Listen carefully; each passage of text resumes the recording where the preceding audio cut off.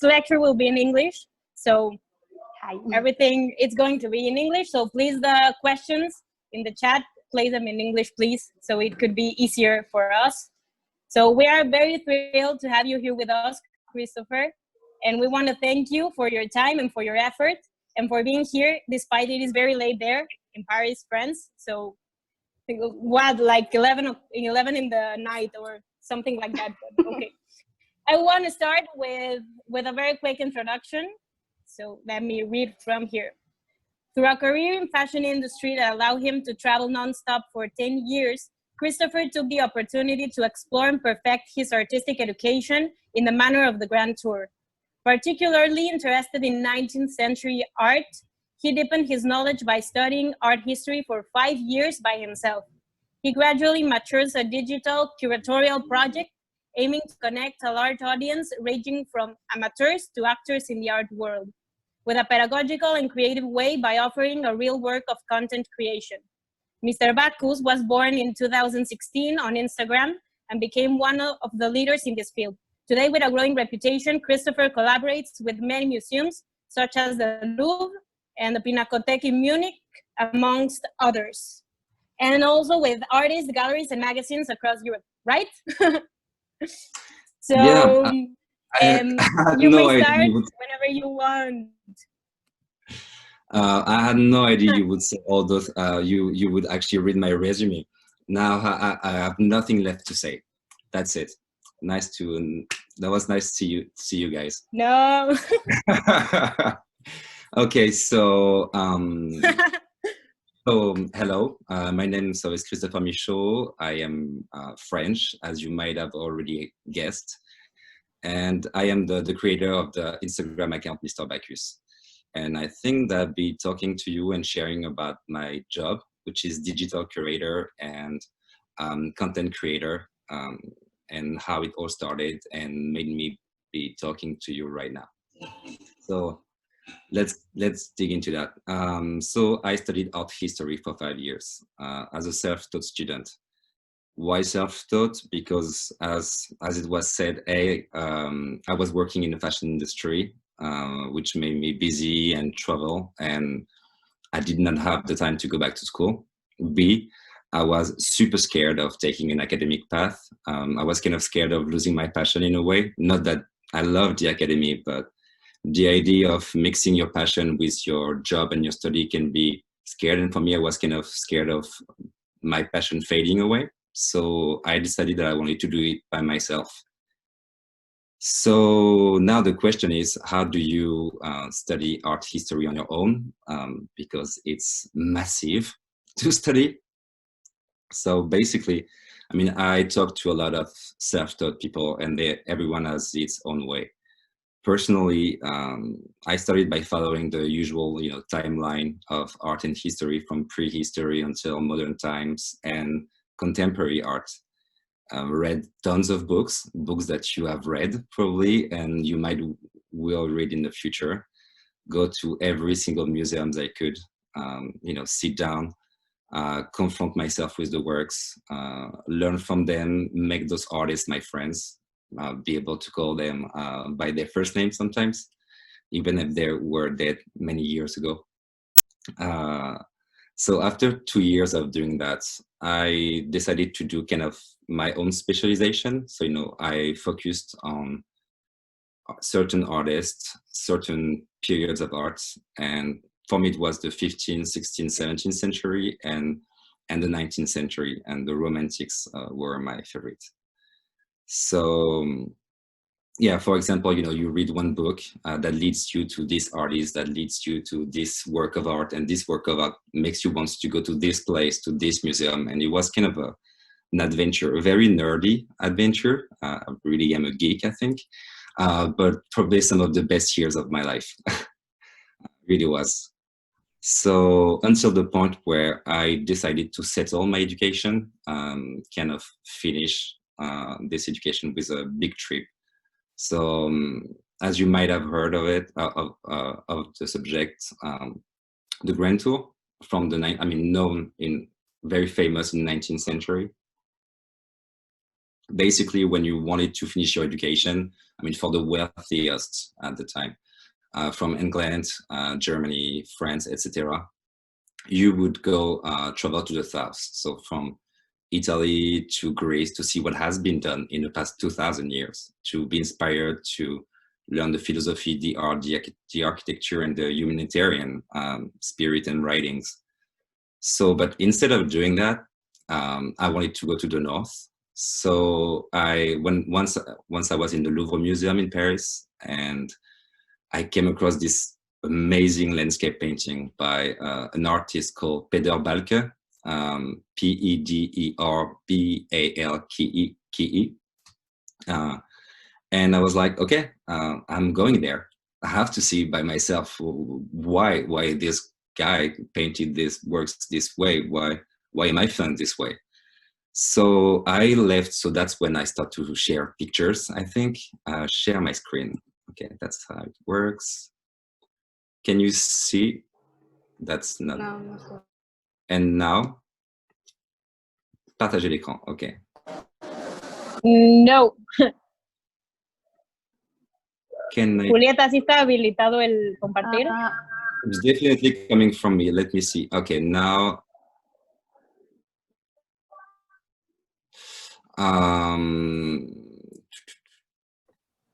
Okay.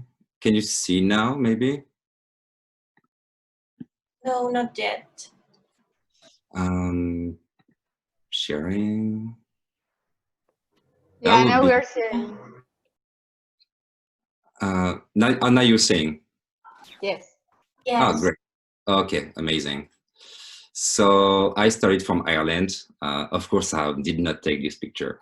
So I went from Ireland. I left for 2.5 months. Then up to Scotland. Many landscapes. So this is the Isle of Skye. And many painters, you can see in the museum those works. I mean, they're mostly in Europe, but I'll find a way to send you some links and you can find more about those works. Then I went up to Norway. That's not me. I looked way more ridiculous on the picture, but I was there. And then I kept on going up to, okay, that's me, way too happy, to the Lofoten Island. This place, I really wanted to go there because it inspired one of my favorite painters, a woman painter that we don't know much about. Her name is Anna Boberg.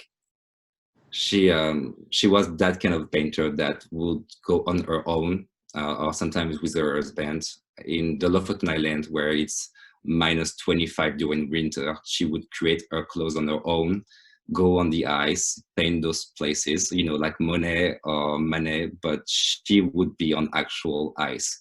So she is a badass, and you have to dig into her career. And she was an amazing painter. Oh, okay, so that's when I was there. And okay, sorry for the quality of the image. So I finished the trip, my kind of grand tour in the Cap North. So it's 71 degrees north and it's 200 kilometers inside the polar circle to see the work of the one I was telling you about, Peder Balke. I had to see this. And it did also works like this one that is in Paris.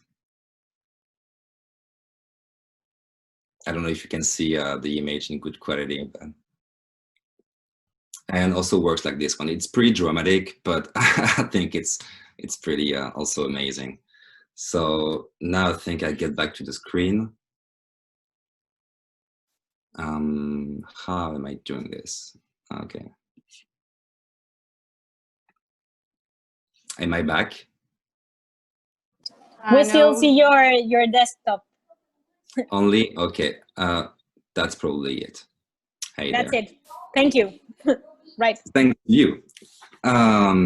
So, okay, so now what am I supposed to do with this knowledge? I traveled, it's great. I read tons of books, it's amazing, but there is things. I knew absolutely no one from the art world. I was kind of left with no degrees, a strong passion for art, and a desire to share it and to be creative. So I had two options. Number one, I would go to the university, learn a proper methodology validate my education, and try, to get some security in getting a proper degree, because it is so important nowadays, and meet people with, similar interests. Or number two, I would use that personal education, work really hard every day on making my profile type interesting for people to hire me, and find a web platform to share it with an audience. And and of course, I would take the risk of getting no jobs at all. So I mean, I'm here, so I guess, I take option number two. And so that lead us to Instagram and social media. So the idea of Mr. Bacchus. So while I was scrolling down on Instagram, like a lot of us do, looking at cute animals and people falling and those things that we love watching, I kind of was left with, no art. I was learning nothing, and I was not seeing the works I loved, and I was not being stimulated on social media at the time. And that's when I remember, the good that art history brought into my life on a personal level. And, and I thought that maybe out there were other people like me who were looking for it and wanted to, see more art, be stimulated, and to be entertained by feeling an emotion and learning something. So, sorry, I lost where I was. So yeah, I started to do some research. I found out that I realized that there were not many art history accounts online at the time. Half of the museums I knew did not have a community manager to take care or create content on social media. And Twitter, Instagram, and Facebook were mostly used for newsletters to talk about, to make communication about the museum, but not to talk about the inside of the stories of the artists, of the paintings. So I decided that I kind of would do it on my own instead. And also, and a very important point for me, it was I would have to find a way to express myself and be in an artistic way, like I've done since a very early age. So that's when it gets kind of personal. So since a very early age, I have dealt with hypersensitivity, which made me print hundreds of papers of photographs and cut them and make collages since I was like 10, 12, and stick them on my wall and even on my door, which did not make my parents very happy, but still I had to do it. And I would never leave my place without my earphones, without my music, because I needed to create my own world, my own surrounding, create the soundtrack of like my own movie, my world I was living in. And thinking about all those things and my passion for art, I decided I would gather all this together in my account, which is Mr. Bacchus. So the idea was born. And so I would create an account where I could A, express myself and be creative, B, share content and art for people who were looking for it out there, and C, create a network, because I mean, you'll find out, you already did, you need a big network, or actually even a small network when you work in art history. And social media have become very important nowadays. So in 2016, I created Mr. Bacchus on Instagram, where I created and share my compositions. I call them compositions or collages, based on existing paintings. From now, I'm back to sharing the screen.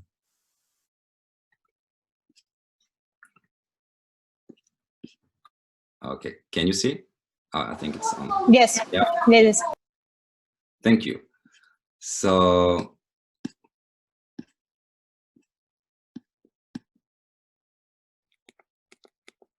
yeah, it started with something like this. I would take images from self-portrait of Vincent van Gogh.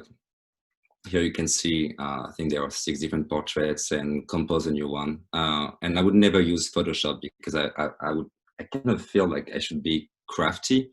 So I don't want to betray the works in a way. So I would never use Photoshop. If the works fit, they fit. If they don't fit, I would just not use them. Here you have a portrait of, I mean, of course, we all know who this guy is. Rembrandt, you have 3 different works. Here, the Vesuvio, I mean, you heard about my passion for landscape, so I had to do it. Very famous in the 19th century for all of those explosions and the climate, kind of climate change in a way that were happening more than 100 years ago. Venice by Night, so you can see 3 different works. And this one of my favorites. It was inspired by a painting from the Rijksmuseum down below. And you can see that there's 2, 3, 4, 5 different works. And for me, it's just a way, you know, to be able to create something that I have in my mind by gathering all of those images that I'm passionate about. And when you look in every single images, you always have content to educate and share knowledge with people, with source. You know, sometimes it can be a quote by an artist. Sometimes it's a scientific, how do you say, article or text that I find on museums' websites. This was a dream I had about a beautiful woman, and so I used those portraits that you probably recognize. Here's by Cranach, of course, Vermeer, Petrus Christus, and here I think it's Van der Weyden. And sometimes I have nightmares, so it goes into those works, more personal. For me, it was a way to talk about death and the fall of man, kind of the Tower of Babel, you know. Sometimes it's just about colors, the chromatic circle. I would use works that are linked to one another, and all the text that will be in every single comment section talk about the chromatic circle, or there is poems about colors, and always an historic link to make us be able to be closer to the artist and to the work of the subject matter. Here, I mean, love, we all know what that is. Betray, we might know what that is. And yeah, here was hell, a subject that I treat a lot, maybe too much. And now we come to when Mr. Bacchus, when the passion became a job. So step by step, curious from, you know, around Europe first, and then a bit larger until Mexico, started to follow the page. From art lovers, artists, curators, art institutions, and I guess I'm finishing the circle today with a university in Mexico. And one day I got my first opportunity from the National Museum of Stockholm to create a composition for them. So like you see the images in the center, it is Anna Boberg, a piece they have. And they just let me use pieces from different museums and they posted it. And that's when it all started to get serious. Then I got in touch with the Kunsthistorisches Museum in Vienna, which allowed me to work on this exhibition, which was on Bruegel the Elder. So you have the Tower of Babel from the Kunsthistorische, well, sorry, I need some water. The Kunsthistorisches Museum in Vienna. And below you have a work from the Bergman Museum. So it was both a mixed collaboration, which made me later work with the Pinakothek in Munich. And that's when it got a little more crazy. And the account kind of, you know, I had to actually make it a real job. I got in touch with the Louvre Museum in Paris last year. They had this massive retrospective, maybe you heard of it, on Leonardo da Vinci. And they offered me to open the exhibition by creating composition out of the works that were exhibit there. And so we opened the first day of the exhibition with this composition, and that's when it got really crazy for me. I can get back to you now. I'm done with the images. Hi. So, okay, so now I had to find a name for this job. So it is hard to find a name when you find very important to share knowledge and to be creative, because sometimes to be creative, you're considered an artist and you are on your own sometimes. And when you want to be when you want to share knowledge and pass knowledge, you should be linked to an institution, to the academy, to a museum, to a company. But I wasn't, still not. I'm only mostly working online. So I decided after long thinking that I would call my job, at least for now, digital curating and content creator, which is more understandable for the people that hire me. So, I mean, the definition I have for it now, it's on this paper. A job that consists of curating art creatively and digitally while offering serious content to learn about the subject matter through the spectrum of beauty. You'll tell me what you think about it. So where am I at today? And the projects that are coming up. Well, the thing that I did not expect at all, and I'm still really surprised about it, is that people see things in my work that I did not see myself. I mean, I didn't see it in the first place. Art magazines got in touch with me to collaborate during the last lockdown. I mean, you guys have been in lockdown for 7 months, but apparently we had 2 lockdowns here. I was offered to create stories for Beaux-Arts magazine. It's called Fine Art magazine in English, where I could talk about an artist that I like or a painting and just treat the story very freely, which was amazing. So for this magazine, and museums would get in touch with me to let me free to get my hands on their collection. They would tell me literally to go play and have fun with the collection. I mean, of course, we work together, but that's what happened. And until recently, I don't know if you heard about Google Art and Culture. It is a section of Google which shares art and, of course, culture, and they gather about 6 million work of art in gigapixel quality. You should dig into it. It's like go into the cracks of the face of some paintings. It's just nuts. It's so beautiful. I mean, if you never see the works, if the works that you love never travel to you, or you can't travel there, some of them are on this website, and I think it's a luxury. It's a chance right now. Even if to see works in real life is great. So until, and the last things, it's that I cannot talk much about it, but Mr. Bacchus is coming to the real world, finally. So I'll be working with an artist closely soon to work with a museum, but in real life. And I might be going to writing, but I haven't signed any paper this week, maybe the next week, so I cannot say much about it yet. I'll let you know. So that's it. Thanks for listening. And I haven't done this in a while. So if you have any questions, feel free. Like I heard so many times in interviews, there's no bad questions. And yeah, thanks again. Thank you. And well, you heard him. If you have any questions, please feel free to ask them now. Take your time, no pressure. It can be about the process of working with the museums, or about traveling, or about those things, if I can help.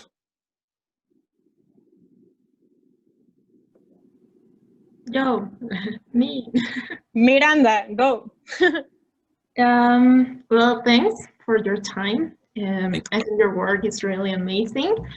And well, I really want to ask you, how do you think digital curating affects art history world? Like, how does it influence all these museums world? If I get it, you're asking me if my job is good or does it influence the art history world? You mean the museums? Yeah. I mean, in the beginning, it scared a lot of people because some thought that that because of social media, we would not go to the museum anymore. And what I found out is actually something very parallel. It's not something that comes instead of something. It's something that works together. Museums now have a platform to communicate with people who do not have access to the museums. they are allowed to work with people like me who are more kind of free to talk about art in a very personal way. And I haven't seen any bad, how can I say, results coming from sharing art history online. Actually, now the museums are kind of happy to be able to do those two things, and no, don't think that those two things will replace one another. You know, like the TV did not kill the books, you know, I mean, there's hundreds of examples from the past 100 years, and I really believe that we can work together. We have a question in the chat. I'll read it for you if you want. It says, apart from being reached out to, how did you master up the resources or ways to contact institutions or big companies to collaborate with them? Can you say the beginning of the question again? I'm sorry. Yes. Apart from being reached out to, how did you master up the resources or ways to contact institutions or big companies to collaborate with them? My God, I insisted a lot. I spent a lot of time writing to them. I mean, the account is 5 years old, and now I'm able to make a living of it for the past year and a half. Because maybe I was not doing it right well, maybe it was too early, but I would not say which museums, but I sent a few messages online to be able to get in touch with them. And then, you know, when I had my first collaboration, it gave me something in my hands to show the others. Be like, I respect art with the bottom of my heart. I will not betray your museum. I started to do this job for free because it's my passion. And so yeah, it took a while. And then one museum after the other, then I got, you know, magazines heard about my work, so I got publications in some magazines, newspapers. So that helped to make it look serious. Because again, I had no degrees, so they could be scared of what I was doing. But yeah, it took some time. Some people have already the network, but I didn't when I started. So I was just coming from reading a lot of books, like I said. So it's just writing and sharing your passion and say that you are serious and determined. In my case, that's how it worked. We have another question from Luis, who says, how difficult is it for someone who has nothing to do with art to start involving into the art world? And do you have any tips for someone who wants to do that? Depends what you mean with nothing with the art world. Like, I suppose that you haven't studied like art history or are not very involved into the museums. So forgive me, it's like it's getting late for me. Can you read the question again? Yes, how difficult is it for someone who has nothing to do with art to start getting involved into it? Do you have any tips? Oh, like I told my friends who know nothing about art and say, you know, I hate contemporary art or art history for people with a high level of education. Just go there, find a work. Sometimes it's just a real kind of, I mean, I will sound really cheesy saying that, but kind of a revelation. You know, I seen a work when I was 19 years old. It was a painting by Turner in London. And I was like, okay, something just happened. And then just your curiosity, like I said to my best friends, and I've been told the same, if you're curious, you have the key. It sounds really like cheesy, but it is the truth. If you have the curiosity, it is the most, for me, the most serious base to start something. And then to know the people, I think work, but to get to know them, you know, going to the parties and all those things. By working in fashion, I can tell you that doesn't really work. Do your job, build something on your own, your personality through the things you like, go to museums, see the works, and then by being just yourself, it interests people. And yeah, I'm gonna talk like Oprah Winfrey, so I'll just leave it there. Thank you. Thank you. We have another question from Sofia Flores. She's asking, how do you think that projects of art in social media are going to help the spectator approach their art in museums? Sorry, now it's the connection. It's not my fault. Can you say it again? How do you think that projects of art in social media are going to help the spectator approach the art in museums?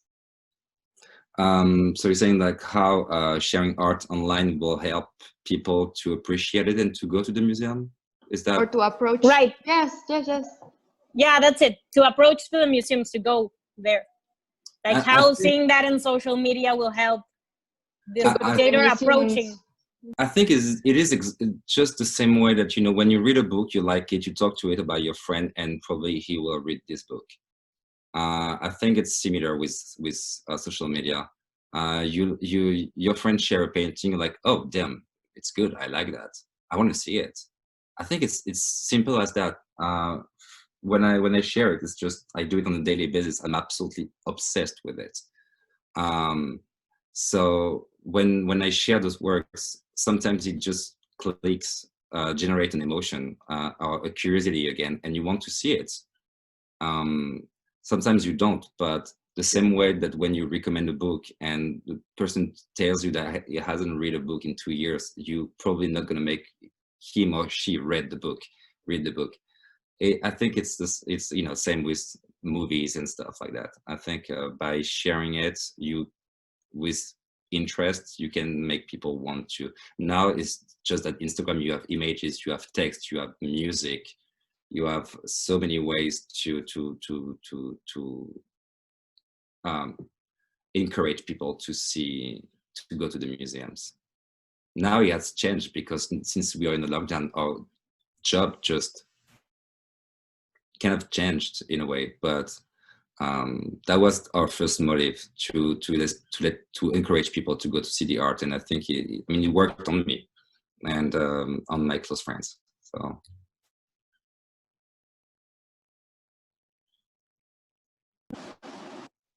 More questions? Don't be shy. We have another one. It's do you think there are differences between being a digital curator to being a regular curator? Or oh my God, yeah. Difference? Yeah, it's huge. It's 20 years of studying. Yeah, it's the only similarity, I think. I mean, there are two. I think it's gathering works together. So we both do it, and I think it's not said enough. But for me, curators in museums are creative people, really are creative persons, and it's not said much because apparently they just have to be historians. It has to be chronological, and it has to go there and there, and like they have no feelings, but they do have feelings. I have close friends working in museums as curators, and I think, yeah, the similarity is to gather those works together and to try to be creative and respect the works and the subject that you're treating. But the work that they do in museums is so much more complicated than what I do. Me, I am more free because I work for myself. So I don't have that much pressure they have on their shoulders. Far from it. You don't have rules. I mean, I do have rules. I need to pay the bill.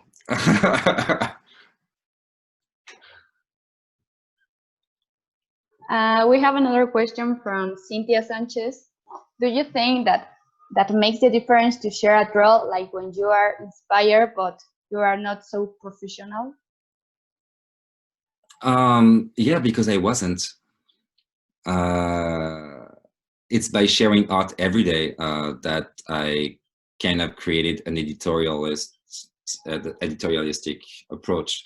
But I would just go through my books and see my favorite paintings and share them, and I think it is important to do it if you think that it made you feel something, that is important for you to share it because I think you like it, and I think, I mean, it can the question of impact is not what comes first in my brain. It's like, just, you like this work, share it. There's not much more to be. I don't know if I'm clear. I need a coffee right now. But yeah, if you just share it, please share it. Everyone who likes art history and art, it has. I mean, please share it, because it's so important for people like me who don't know what to do with their passion for art, to see people who think that it matters, that it is important. Thanks. Thank you. I don't know. Any other questions? Yeah, me. Hi, I'm Carla. Sorry, I don't turn my camera on, but don't worry. well, I understand that your starting point is putting together works of art that visually make sense to you. But do you ever like research about them to see if they have any other kind of connections and use that as your starting point for something else, or is it really always your visually your starting point? It really depends. I'll give you like 2 examples. If I had a really bad night, I'm waking up in a really bad mood, I would want to talk about hell and gather the worst nightmarish paintings and just talk about that subject. And I would not be searching more, because I have a database with paintings of this subject. But when I want to talk about something, especially the chromatic circle I shared in the images, I do research on chromatic choices of the artists, the style of the period, how it gets related to the artist below or the artist upper, and how they respond to one another. I try to, like, for example, if I want to talk about Edvard Munch and oh, what's his name? Oh my God, it's one of my favorite painters. Too bad I don't remember. Yeah, for example, Anna Boberg. I wanted to share her work, so I dig into her entire story, made a story 5 minutes long, and to talk about everything. And yeah, I do pretty big research. I have a library that is way too heavy right now. So yeah, it's I mean, of course, you have, like, I don't want to just share the image. It's like really an adventure when you dig into the story of an artist. Yeah, I try to as much as possible. I mean, yeah, I just really love doing it. Thank you. I don't know if I answered. I'm sorry, it was very confusing. Maybe. No, you did. You did. Thank you. Oh, thanks to you. I have a couple more here. So from Luisa, which composition that you have created is your favorite and why? It depends on the mood, I would say. Because they're all extremely, like, if you go on my page, again, I sound really cheesy, but they are all extremely personal. I hide from the works that I share because it's so much easier for me to let the work talk instead of me. But a favorite, the one that I called Her, I think it's just graphically beautiful. I did one on Gaspard Friedrich that I loved because I was in a lockdown and I was missing going in the north. So yeah, I can't really answer. It's like my favorite paintings. It's like, you know, when you have a moment with an artwork, you go in the museum. It's like you love this one because at this day you were on a date maybe, and you remember this work because you were with this person, or it's. I'm sorry, I can't really answer this one. We have another one here. Are you planning on branching out of the digital mediums to take your curatorial approach elsewhere? You started talking earlier about that, but. Yes, I will. There are 2 projects coming up that I can't talk about just yet. Don't worry. There is one about a collaboration with an artist. I'll be an art director and a kind of a scenograph, and will be giving birth to my brain in a way. Let's just say that. And his brain is an amazing artist, and the rest, yeah, it might be in the something you can buy in the library in the future. Follow Mr. Bacchus on Instagram and you will find out. Do you want 10%? So we have any other questions?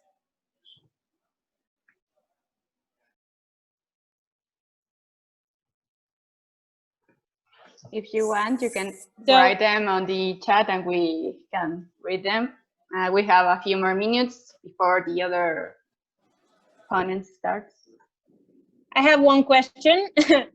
So which pros and cons can you find about moving the art experience to the digital platforms, especially to social media? Sorry, can you say can you say it again? Yes, which pros and cons can you find about moving the art experience to the digital platforms, especially to social media? It's just, I think the word, I don't know, you say cons in the beginning? Two words, yeah, the pros and cons of like what is good and what is bad about moving the art experience from the museum to the digital platforms, especially like to social media. I sound like an idiot. Can you write it down? I'm on the chat right now. Yes, don't worry. I write it down. So if anyone has another question, we can come back to this one later. I'm on are you planning on branching? That's the last thing I see. Maybe if you can write it down, I will see. Yes, give me 1 second. Of course, I mean.